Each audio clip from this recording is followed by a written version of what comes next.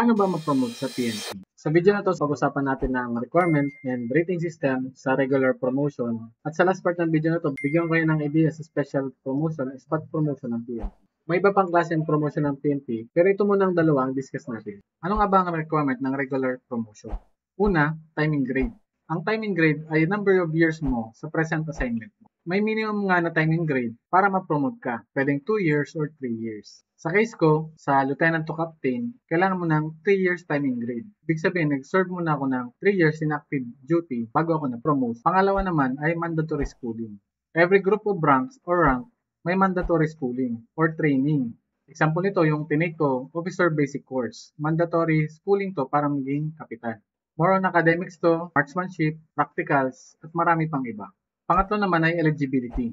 Example ng eligibility, NAPOLCOM, Civil Service Professional, Police Executive Service Eligibility, at iba pa. Iba-iba din ang eligibility na kailangan sa group of ranks or ranks. Para mas maintindihan nyo, may eligibility kasi na pwede sa iba't ibang rango. For example, sa akin, Civil Service, pwede ko siyang gamitin hanggang ma-promote ako ng Lieutenant Colonel. After ng Lieutenant Colonel, ibang eligibility na yung kailangan ko. Pang-apat naman ay time in position. Ito yung required time na kailangan mo i-serve sa specific position.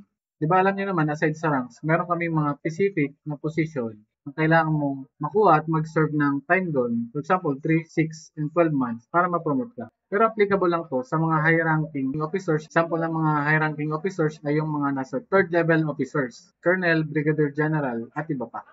Punta naman tayo sa second part ng video na to. Yun ay rating system. Una, seniority. Ibig sabihin nito, mas matagal ka sa present rank mo, mas mataas yung rating mo. Kung naalala nyo kanina, di ba sabi ko, may timing grade or yung time mo sa present rank mo. Pwede kasing lumagpas ka doon. Instead na 3 years, 4 years ka na sa present rank mo, hindi ka pa napopromote. So, magiging advantage mo yon sa promotion. May mga cases kasi na hindi napopromote ang PNP personnel ng sakto sa timing grade. Kasi minsan, walang promotion sa taon na yon, kunti ang quota, marami pang iba. Pangalawa naman ay management leadership and competence. Ang basis dito ay work experience and background, training background, and educational background. Pangatlo naman ay field and administrative duty experience. Mas mataas ang rating pag na-assign ka, pareho dyan sa dalawa. Example ng admin, pwedeng finance, plans, etc. Sa field naman, intelligence, investigation, crime prevention, security operation, at iba-iba pang related na duties. Pangapat naman ay diversity of assignment. Ibig sabihin ito, mas mataas ang points mo pag na-assign ka sa urban and rural areas, na-assign ka sa national, regional, and local. Panglima naman, service reputation. Ang basis ito ay professional and personal character. Pang-anim naman ay awards and commendations. Ang PNP, may mga awards yan sa mga mission, operation, and activities. So, magagamit mo yan sa promotion.